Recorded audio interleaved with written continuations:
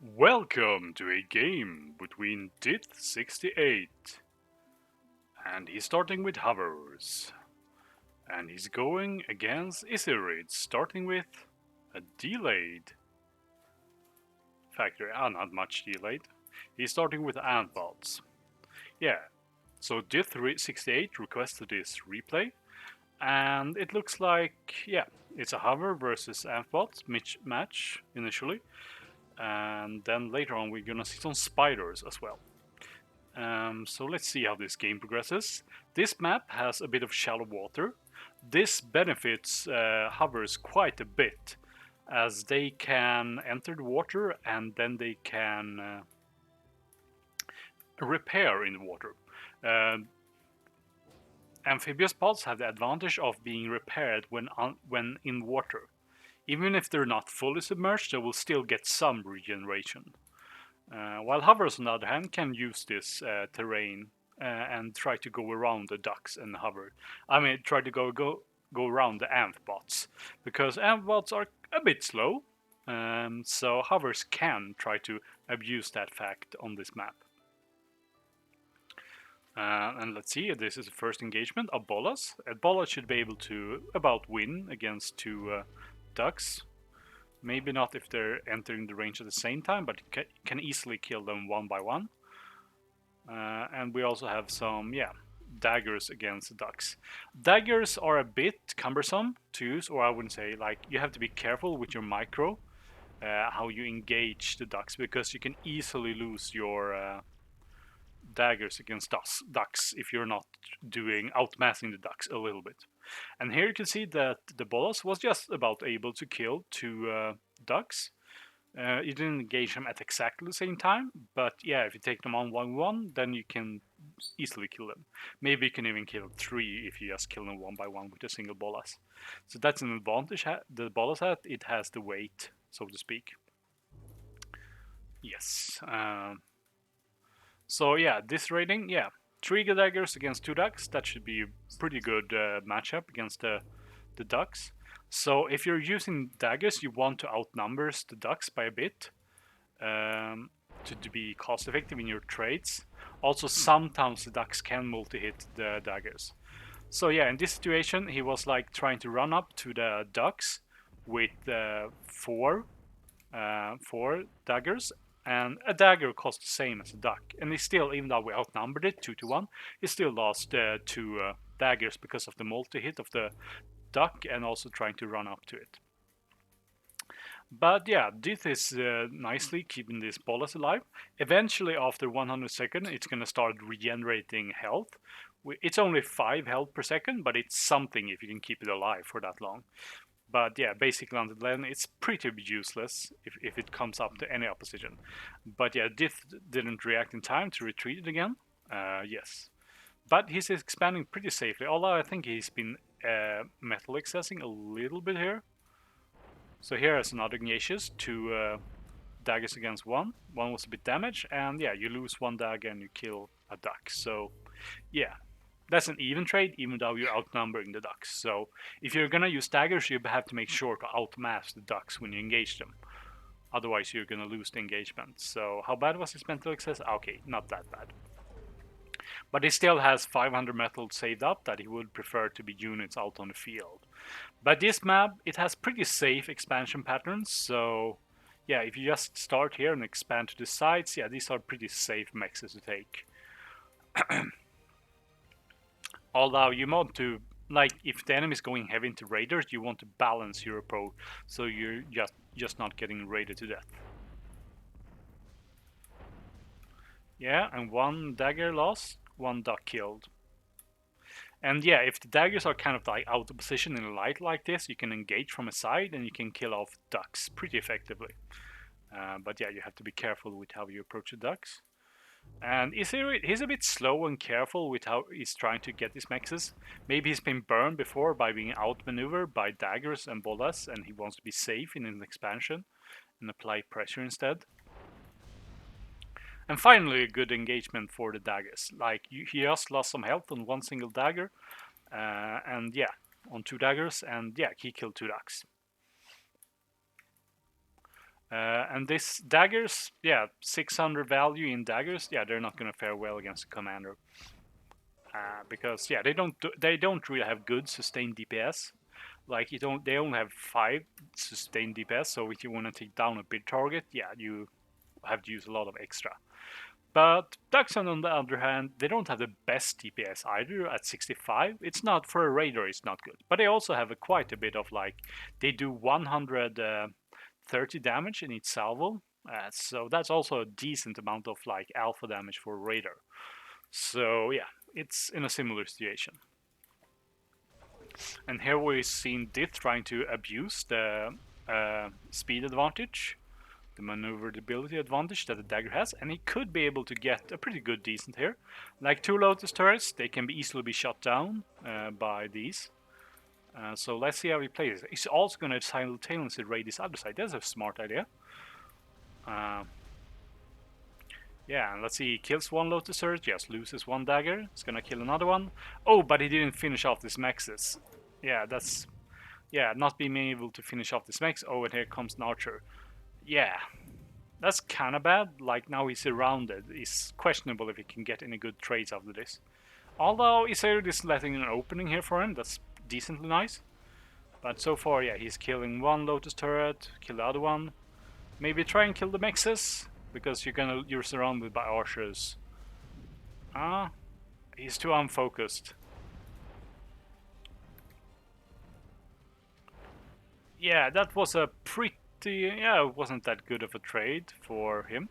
But at least he's contesting these Mexes, and he prevented izirayd from expanding over here. Like, izirayd didn't lose anything, but yeah, he couldn't expand her. So yeah, with that in mind, yeah. Yeah, he should be a little bit ahead in economy here. It's about even. izirayd is getting these Mexes a bit earlier. This is a bit backward position with the commander. On this map, I really recommend using your commanders forwardly, because yeah, having this pushing power with the commander and being able to build turrets while also having some defense as the commander is really good on this map.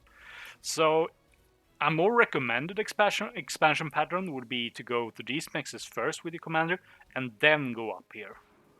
And then you're straight at the front line, and you can help support building the front line or pushing the front line. And here comes, yeah, this is about 1,300 metal of daggers. I don't think they're going to be able to kill a commander in this position, but there's also reinforcing daggers here. So yeah, we can see here izirayd is really pulling ahead in value. And this could go in and kill the commander and focus the commander. Would it be worth it though with this army coming in? Questionable. But yeah, you can see how easily the tables turn and you lose a lot of daggers. Like if you look at the value killer, first he was doing pretty decent trade earlier there, trying to raid there, but then his daggers got dropped behind enemy lines, and then he also tried to prevent the commander from pushing, and then suddenly you lost a lot of daggers. But he's also getting through, so this might be able to do quite a bit of raiding here. Like there's only 1 Lotus turret down there. But he's also losing a front area. And yeah, decent surround there on the dagger. Oh, he didn't manage to finish this off, but yeah, he's gonna be able to kill the caretakers, and that is likely to make izirayd stall the metal. So that's a pretty good trade. Oh, he can even go for the factory here. There's 1 low health archer that could prevent this from happening, but if he just kills it, yeah, the factory is basically free. There's no units here. He's gonna get a factory here. And does he have the attention here to defend the base? He has some idle daggers up here and a mace. Yeah, and another mace coming out, but it might get focused down. Like the mace is a riot, but it has no area of effect, so you can easily punish. He bunches up against the factory here, but I guess he's kind of stressed out about this army coming to raid. And he's making on a factory. He was afraid of losing his factory, I guess. But yeah, he's not going to lose his factory here. The commander here is, in this case, actually keeping this area safe. Oh, and he's even going for more raiding here? Yeah, that's nice. So yeah. He's losing some frontline power here. Yeah, if he hadn't had the daggers out of position and his, yeah. But he still has a lot of build power, so this is in a favorable position for him. Yeah. So at this point, yeah, izirayd has a lot of undefended mexes or lightly defended mexes. Like, this area is pretty much completely open. Yeah, here is just getting reinforced. These two mexes are up for grabs. There's a lot of potential here. And izirayd chooses to go for spiders in a frontal position like this. Yeah, that's an interesting choice. If we look at the value here, Dyth is a bit ahead, and if we look at the metal income, yeah, it's pretty even actually. Yeah, if at this situation, when you see the factor being done at the front lines, you also know that the enemy doesn't have a lot of raiders here. You want to be able to send in these daggers, and especially when you see spiders, spiders can only respond with fleas, and they're woefully underpowered if you can't outmass the daggers. It's like, yeah. And if you try to take the fleas in water, yeah, they're gonna get slowed down in the water, the fleas are, and then you're gonna have a bad time. Losing a scalpel, killing a picket, eh. And yeah, being able to raid here would be real good. Like, here's 3 Lotus turret. If he knows this, he probably wouldn't go in against this. And izirayd is trying to save his space by building more Lotus turrets there. Yeah.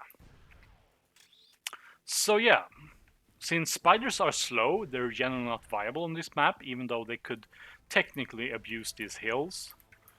These hills, like volcano hills, are really spider favorable or bot favorable. Yeah. But now that he has at the front line, like, yeah, recluse are not that easy to deal with for hovers. A stinger is a good choice if you want to protect this area, although it's going to be hard to also protect expansion against the recluses here. And he gets the stinger up. That's a good safety. Like, that's 450 metal. That's going to make any incursion with recluses really hard to make cost efficient. But you also have to be careful so you're not running out of sting range and your units just die. And yeah, you're kind of missing out on good raiding opportunities, but yeah, you're going for slow raiding with this mace and scalpels. And that's decent if you want to break like Lotus Turrets Forest.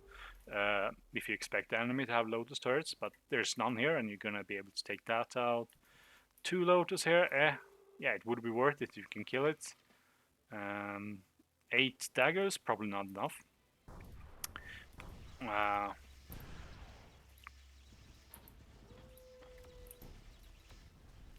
It might be enough actually, if you're just focusing the dagger. If you're focusing the Lotus turret here, but you're not, that could end badly for you. I guess you're, yeah. At this point, just stay in range of the stinger. Don't go further than the stinger. Oh, he managed to kill this. This is a lot of value. Oh, he isn't getting these mexes as well, but yeah. And at this point, I would suggest putting your units in hold position, so they're not wandering off and getting killed by the recluses. But still, oh, look at how many. Still, is there just losing recluses there to the stinger? So yeah, at this point you're trading expansions. Yeah, and that's pretty good. Like, this is hard to prevent with this kind of army. Like, what's a good counter recluse? If you can't overrun it with daggers or bolas, you can still kind of use halberds. It's kind of an iffy thing. Like, if the enemy has a lot of Lotus turrets or like venoms, and well, venoms don't do too well against halberds actually. So if the enemy is halberds, then you just send in some halberds. The venoms are gonna stun themselves and damage themselves and keep themselves stunned. So yeah, halberds are a pretty good counter against venoms, I'd say. And at this point, oh, this is a huge army. You could easily overrun this. While I guess it's because izirayd is building a crab, and you're not aware of this. But even if you are spread out against a crab, you can probably just TPS down this crab. This is a bad switch in my opinion for izirayd. Like, yeah, being able, this is a huge army. This could easily kill the crab and everything here. 3,000 in maces with some extra daggers and more. Yeah, this is just a lot of stuff. Meanwhile, you're losing your commander here. This is choice to go up here and build your thermal. Didn't you, at that point when you made that decision, didn't you see that the enemy was spiders? and yeah, you should lose your commander in any second. So yeah, at this point, if you're unsure how strong the enemy is, you have a huge army here. Just spread out your maces, and the crab will take a long time to finish off the maces while you try to approach it. Also, if the enemy, I guess izirayd is gonna try to raise his crab, which can be decently annoying, but I say mace and scalpels are pretty decent at working against that. And here, yeah, you're not being careful enough with the pathfinding. Like if there's an obstacle here, they might path on both sides of it. And at this point, yeah, you could just go in. This is a huge army. You could easily. This is 6,000 worth of units. And what does is the army that he has? He has 3,500. The maces can tank this. The venoms are pretty useless against the maces. So just draw a line like this. Draw a line, and then yeah, just move in and kill the crab. You can get the crab on a spire with maces, if the spire isn't getting too high. So yeah, that's a pretty big mistake on your hand. Yeah, a questionable choice in my opinion. This army could easily have dealt with the crab. The venoms against the maces are simply outmatched. 2 recluses, yeah. Killing the crab first and then just killing the base here. Meanwhile, you're gonna become in a like base race position. While your units are too spread out. I guess it's these palmettos. These are making them kind of bunch up. But yeah, you have to do manual pathfinding, or at least even line order here, so that you're sure they're not just getting stuck up and moving in one by one. You have to take a bit more careful with how your units use. If you're moving through terrain, even these apparently even these like lily pads can help make that unenjoyable for you. You have to make sure that your unit isn't just in a conga line and moving into enemy turrets like this. You killed the enemy base, but yeah, you could have been much more efficient in how you killed it. Like the scalpels, if you have maces, you want the maces to lead the charge because they have more HP than the scalpels. They also have DPS, and you can have the scalpels just right behind the maces. Yeah. Instead, the mace scalpels went in first and died.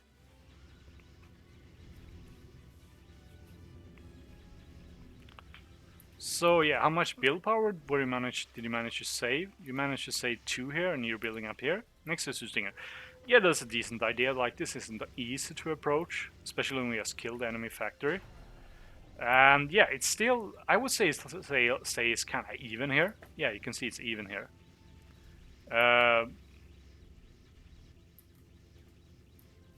Like at this point, yeah, if you had, yeah, you have some Hellbursts, that's good. You can go around and scout. And yeah, you should be able to get all these mixes here. And it looks like izirayd is rebuilding with a cloak factory, and you're rebuilding with a jump pot factory. I mean, against spiders, it's good. Against the long crab, I mean, if you get a two Yaks or a Firewalker, or I mean a Juggernaut or 2 Yaks, yeah, that can counter a crab. But at this point, you might think it's about killing crab, but actually it's not. It's about taking the rest of the map. So I don't think, like, yeah, a Firewalker, you want to take the whole map in this position. You don't want to make slow artillery and try to fight out on a position. You want to be retaking the whole map. Like you can see, yeah, basically half the map. You're kind of switching sides even. Like you can easily expand here, and right now the enemy has nothing to respond, and you don't really know what factor enemy is gonna make rest. And you have these maces that are slow, and it's gonna be able to punish any light position with light defenses. So yeah, I think this is a really bad choice to go for a Firewalker in this situation. You want to take the map again. Meanwhile, yeah, you have decently safe energy up here that you can protect if you have your maces in position or are building the right units. Yeah.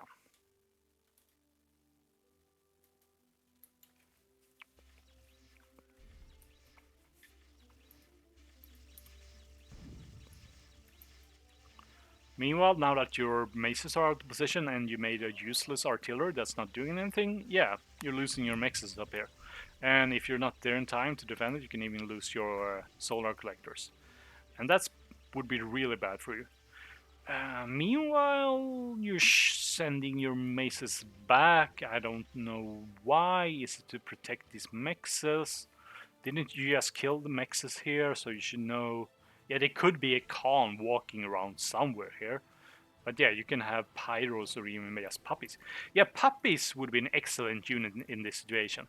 Like, how much safe reclaim is there? There is, like, yeah, 2,000 word of reclaim there. What, 5,000? One, like, yeah. Yeah, there's like 5,000 metal here that you could take with puppies and just make puppies out of. So that would have been a pretty good choice if you went for puppies. Like, make 10 puppies, make them patrol this area, make more puppies, make sure you control this area. Yeah, and you're in a pretty good position to take this area safely without the enemy being able to stop you.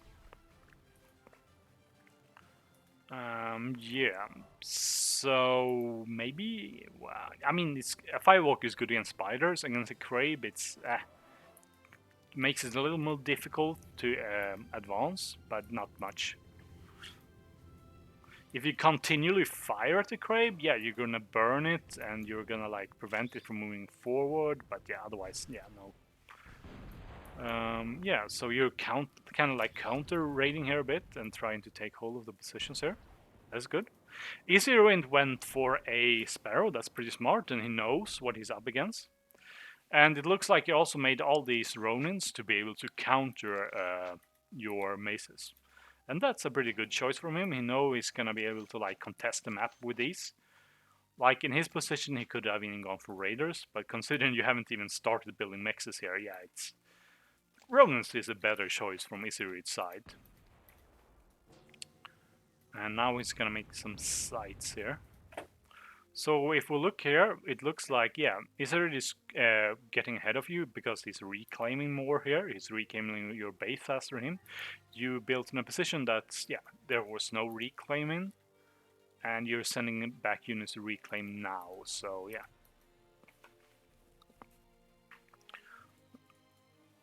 Yeah.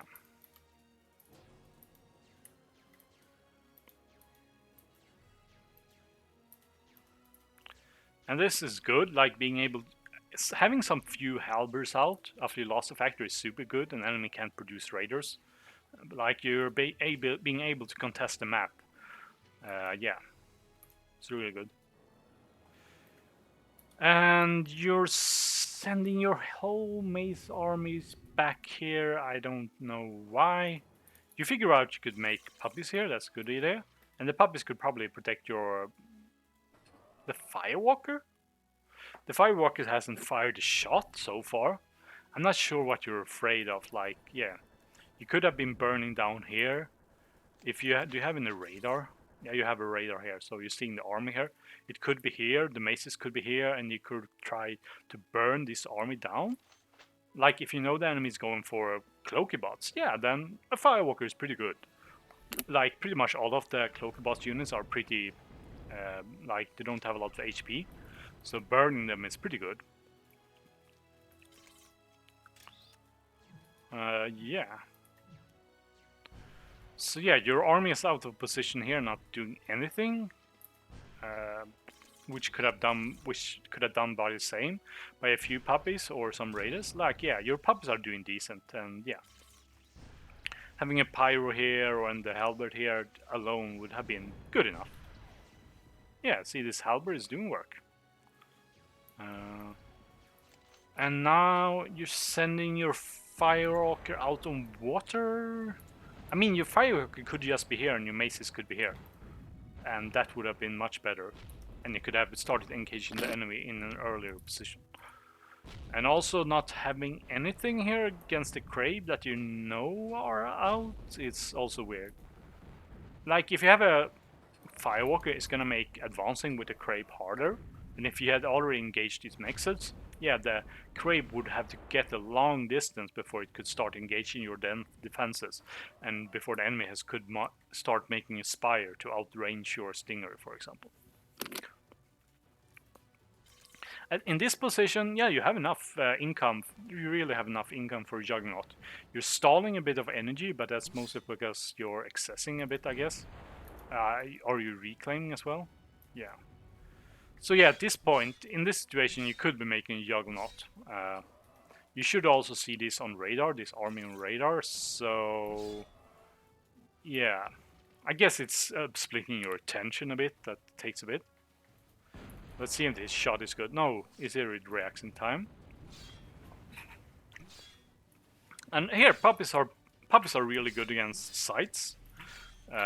So yeah, you're not reacting with your puppies to go and chase the sights. Yeah, that's really what puppies are good at. If you have like 5 puppies around your cons, yeah, they're gonna do well.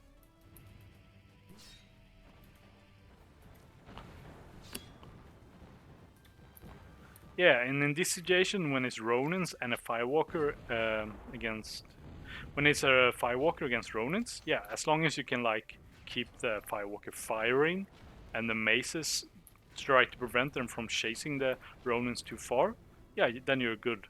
Then you're good off. But instead, yeah, you're getting overrun by raiders.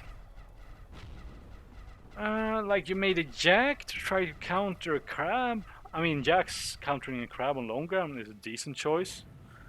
But yeah, just being out of position with your maces and not having anything to prepare the spam that you saw on radar. Yeah, that's not too good. Pyros do decently against against glaives as well. They can trade evenly or even good well if you just repair the pyros and have a line of pyros. They trade real well against glaives. Yeah. So yeah.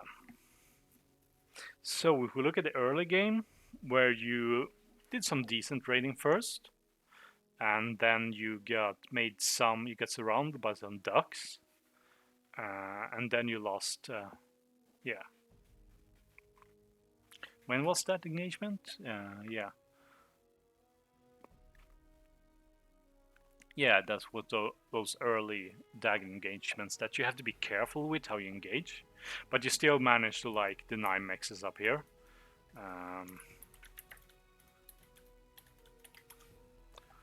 And then yeah, being able to just get the enemy's factory like this was a really good thing. With just daggers, that's an advantage. Like if the enemy's units are out of position and are much slower, yeah, you can just go and kill their factory. That's a great advantage you can use your speed with. Yeah. But yeah, as I said, then you could be a bit faster with raiding and scouting. If you just send one, if you have like 5 daggers here and you send one there to check out if the lotus turrets, yeah, you had some idle stuff there and you raided down here pretty slowly. Like you could have raided much earlier with daggers. Instead you made maces. You sent maces down here, which is decent if the enemy has a lot of lotus turrets. But yeah, the enemy didn't have a lot of lotus turrets there, so you can see that if you scout with like halberds or a few daggers. Yeah, and your response to the basically what won in the game was your response to the crab, where yeah you were ahead before that, but then you kind of fell behind after that in that base trade. The army you had, yeah, if you can look at the army value here, yeah, you had a huge army advantage here before when that crab hit your base. That was yeah. Yeah, you respected the crab too much, you could say, because yeah, a crab that's surrounded by a lot of maces is not going to do well. You can simply outtrade a crab. I think if you just surround the crab and don't get multi-hitted by the crab, I think maces can probably deal with a crab for cost. Although if it's on a really high spire, the maces are gonna struggle to hit the crab on the spire. Whoops. So yeah, If you're engaging a crab on a low spire or without a spire, yeah, you should just be able to spread out your maces and kill it. And then you can see like the army value that you lost when you try to engage the base here in a conga line here over the water. You should just take more care, like, yeah, there are some features here, and yeah, they're going downhill. Make sure you make a line, and yeah, make sure you move on to the beach in a more like orderly fashion. And after that, it was still an even game, you could say. But izirayd was able to reclaim your base better, while you were really slow to take any advantage of this. And the early Firewalker could have worked decently, burning mexes here and preventing the crepe from moving out too fast. But instead, it just went back here to his space and did nothing until it finally went here and did something. And your mace positioning was kind of bad. Like, you had a factory up at that point, make puppies to either suck up the Vrex or protect your cons, make pyros. A few pyros can also be decent to protect, yeah, against enemy raiders. You know the enemy's gonna make another factory. Yeah, pyros are decent units. It's nothing to fear. So yeah, those are my general tips for you. Good luck and have fun.